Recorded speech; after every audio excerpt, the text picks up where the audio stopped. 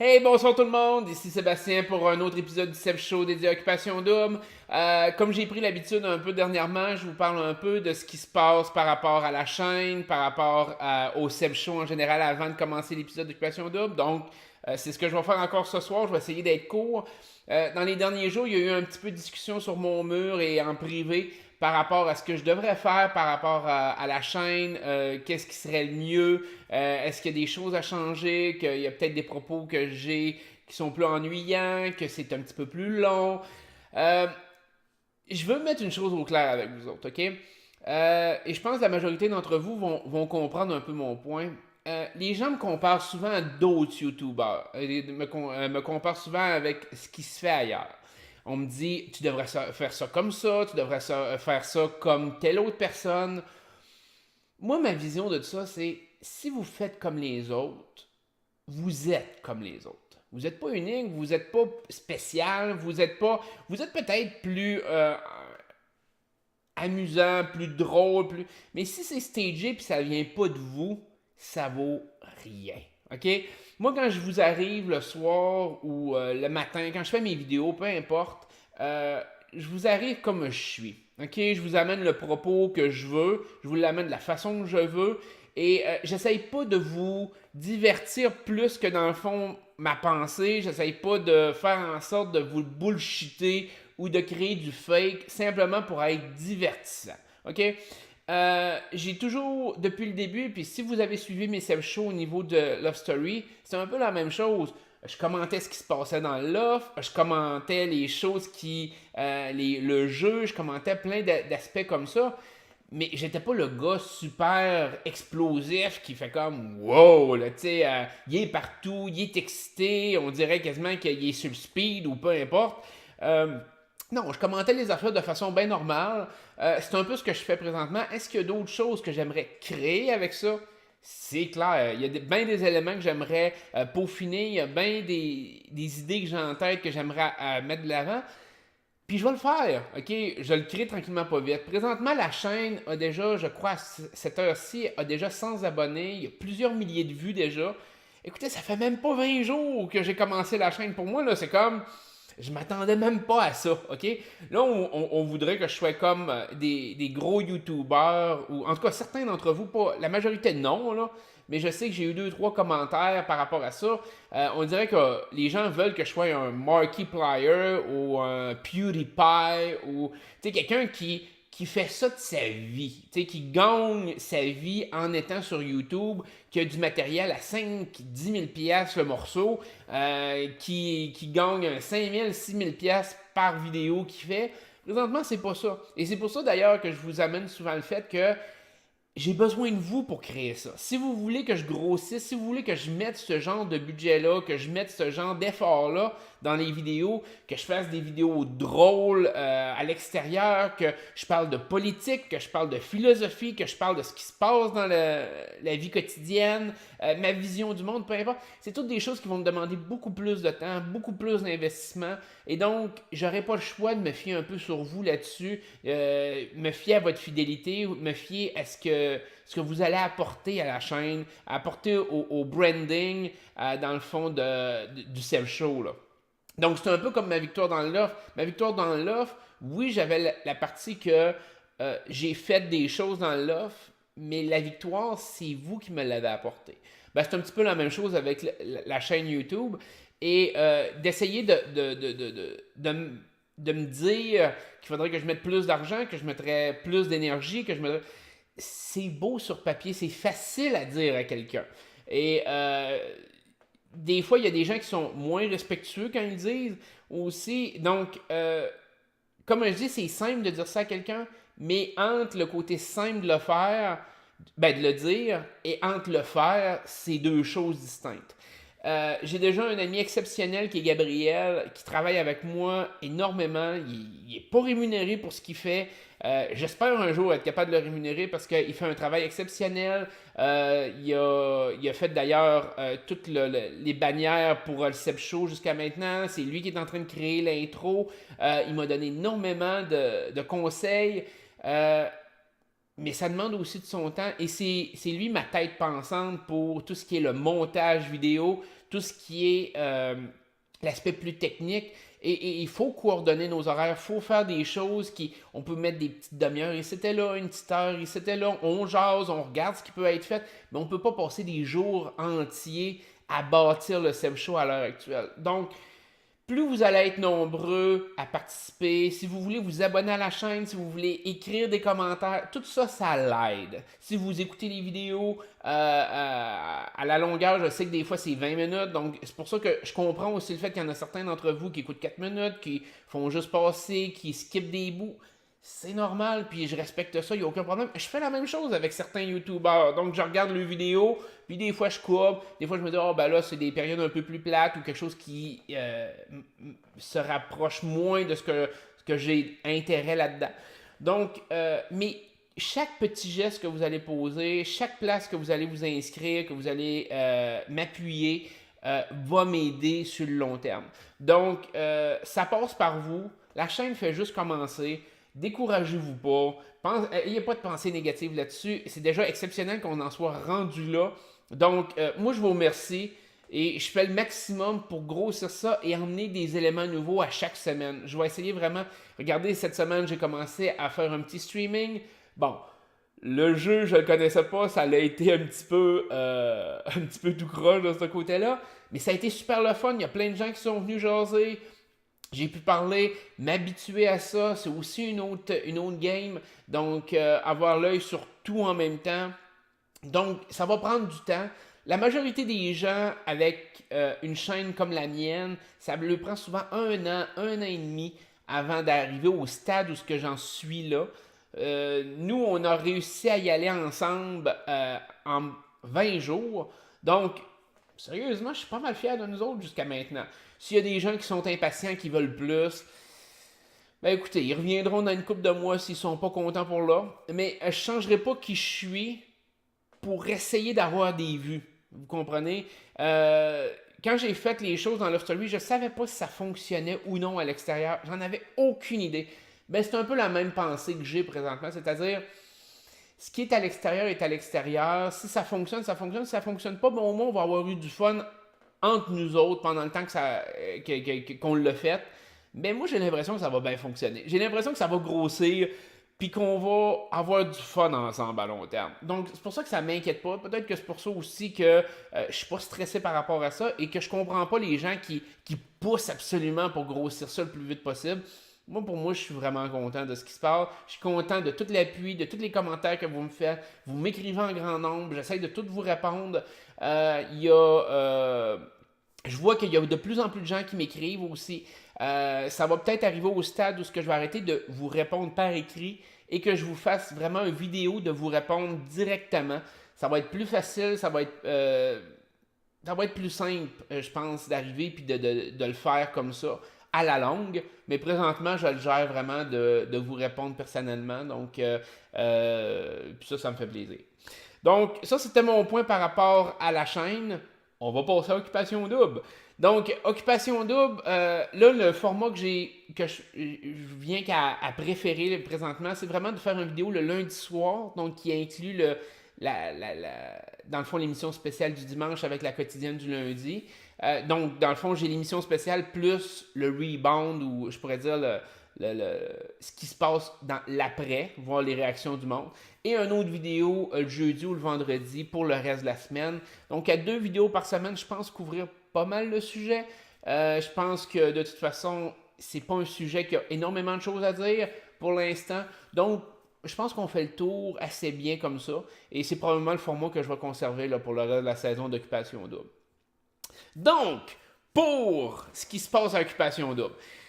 Là, la grosse déception que j'ai eue, c'est que au fil de la semaine, j'ai commencé à apprécier un peu plus Chris. Il me laissait peut-être un peu plus indifférent, là, comme la majorité des joueurs avant ça. Mais je trouvais que Chris, au fil de la semaine, en est vraiment plus l'aspect stratégique. A commencé à parler un peu plus, comme avec Alexandra, de ce qui se passait, comment les alliances, les couples se faisaient, ce qu'ils devraient faire. Donc, on voyait que Chris, dans ce qu'il expliquait à la caméra, dans ce qu'il disait aux joueurs, on voyait qu'il était beaucoup plus stratégique que les autres. Évidemment, On s'entend que beaucoup plus stratégique que les autres ne veut pas dire qu'il était un très grand stratège. Je considérais que sa stratégie avait beaucoup de faiblesses, mais il avait réussi quand même à ne plus être sur le radar des filles. Donc, à être vraiment, c'est un gars qu'on va garder. Donc, c'était intéressant de ce côté-là, de le voir aller, sauf que sa personnalité a fait en sorte qu'il a préféré quitter que d'essayer.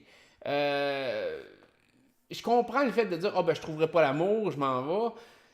Mais au moins d'essayer soit de faire de la merde, soit d'être stratégique et de gagner quand même. Essayez quelque chose. Je comprends pas pourquoi qu'un joueur essaye pas. Puis je pense que. Puis là, je me rappelle pas, je l'ai pas noté. Une des rares choses que j'ai pas noté, mais il y a quelqu'un qui a quand même dit. Puis je crois que c'est Alexandra. C'est qu'elle a dit que il y avait plein d'autres joueurs qui auraient aimé ça être là. Puis on aurait peut-être eu la chance d'avoir un joueur un peu plus stratégique dans le tas. Peut-être pas. Mais peut-être que oui. Et dans le fond, Chris a pris cette place-là pour rien, dans le fond. Il a abandonné. Et je vois Karim qui est vraiment mis au pied du mur depuis le début, c'est-à-dire que personne était intéressé par lui, tout le monde voulait le voir partir. Pas méchamment, mais parce qu'il n'y avait aucun intérêt envers personne. Et il se bat quand même. Karim continue à se battre, continue à essayer. Karim aurait pu dire suggérer de se faire sortir. Il l'a pas fait. Et c'est pour ça que je trouve ça dommage quand même qu'un gars comme Chris a pas au moins essayé quelque chose. Puis je comprends peut-être sa frustration ou en tout cas sa déception par rapport à Alexandra. Je sais pas si ses propos par rapport que c'est sa sœur, c'était comme une amie ou comme sa sœur ou fait en sorte qu'il ne se voyait pas plus avec elle, mais il aurait pu essayer au moins, s'il l'appréciait vraiment, au moins rester aussi pour l'aider elle dans l'aventure. Donc, grosse déception cette semaine, l'élimination de Chris. En mon sens, il y avait le potentiel de pouvoir faire un peu, et finalement, on se retrouve avec rien. Donc, Chris, déception, mon gars, c'est comme t'aurais tellement dû rester puis au moins essayer quelque chose. Dans une télé-réalité, je déteste ceux qui abandonnent. J'ai comme. Parce que justement, il y a tellement de gens qui veulent participer à ça. Fait qu'une personne qui abandonne, c'est comme toujours un genre de. J'ai toujours une sorte de. Puis je veux dire, je vois des émissions comme Survivor, puis ça, on va en parler dans. Je vais peut-être même tourner le vidéo de Survivor un peu plus tard ce soir, là, j'y pense. Là. Mais comme Survivor, il y a des gens qui se blessent de façon atroce, puis ils veulent continuer l'aventure. Ils se font sortir du jeu pareil, mais ils veulent se battre. Ils veulent continuer à vivre l'aventure. Et je vois une télé-réalité où, dans le fond, t'es à Bali, il fait beau, la vie est belle. Tu sais, je veux dire, tu peux faire des voyages, tu peux faire plein d'activités, puis t'abandonnes. Regarde pas bien. Tu sais, je veux dire, profite au moins du moment. T'étais pas en danger. C'est comme. Puis. Mais en tout cas, c'est dommage par rapport à Chris. À part de ça, je regarde encore mes notes, comme toujours. À part de ça, bon. Karine. Pas Karim. Karine. Avez-vous ressenti toute la quantité de malaise, puis le terme malaise va revenir, je pense, toute la saison, mais tous les malaises, puis surtout, écoutez, j'étais crampé, puis en même temps, je me sentais tellement mal pour elle. Mais quand elle a fait son voyage avec Louis-Philippe, quand ils sont venus, puis que dans le fond, elle est toute emballée, puis presque amoureuse de Louis-Philippe, en tout cas, elle a vu ça comme tellement beau. Et Louis-Philippe, il s'en calisse. Il trouve ça, tu sais, je veux dire, il parle pratiquement même pas d'elle. C'est comme si elle, c'était comme un poids mort qui avait traîné pendant tout le voyage.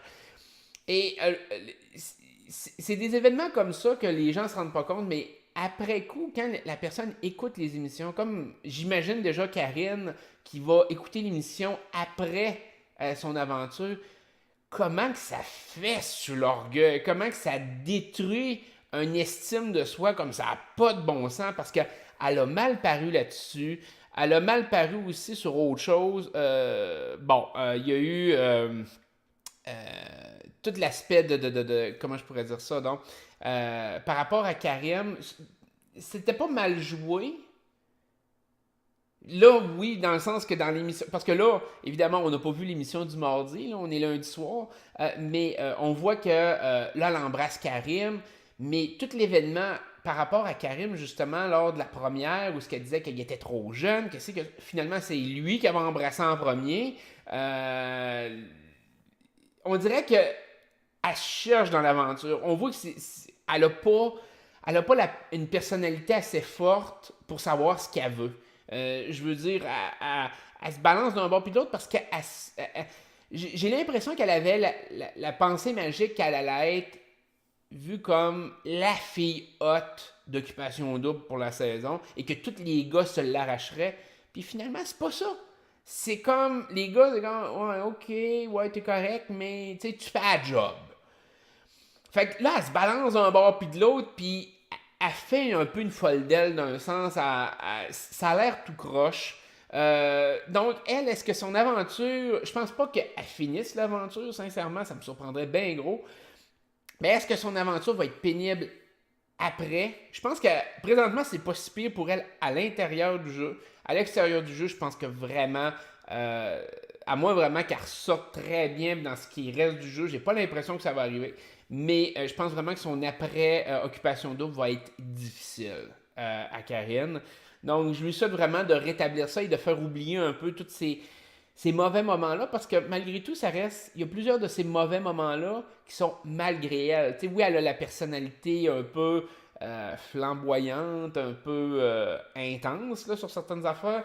Elle lance aussi des phrases ou des pensées qui sont un peu épaisses. Là. On s'entend, moi, ce que j'ai retenu, c'est vraiment, tu sais, j'aime pas ça, les gars qui trippent pas sur moi. Man, tu t'attends à quoi que 100% des gars trippent sur toi, là? Fait que c'est pour ça que je dis qu'il y a peut-être un petit côté désillusion en arrière de tout ça, là, qui a désillusionné. Fait que ça va être difficile, là, je pense, l'après-occupation double pour elle. Mais je lui souhaite quand même bonne chance parce que malgré tout, tu sais,